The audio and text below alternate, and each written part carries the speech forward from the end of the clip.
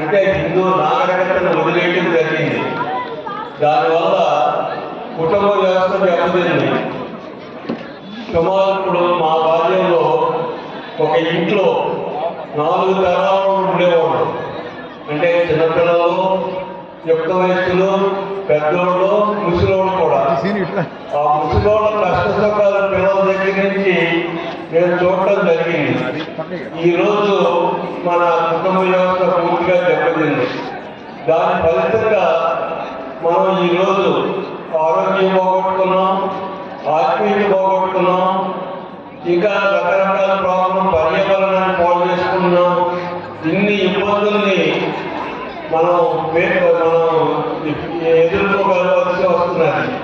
కావున మళ్ళీ మన హిందూ సనాతన ధర్మాన్ని మనందరం మన కుటుంబాల్లో ఎంతో కొంత దాన్ని పాటిస్తూ మన పూర్వ విధానాన్ని ఆచరించి మంచి భవిష్యత్తు కోసం మన పిల్లల్ని మనం పెరగాలని ఆశిస్తూ నాకు ఈ అవకాశం ఇచ్చిన వారందరికీ ధన్యవాదాలు.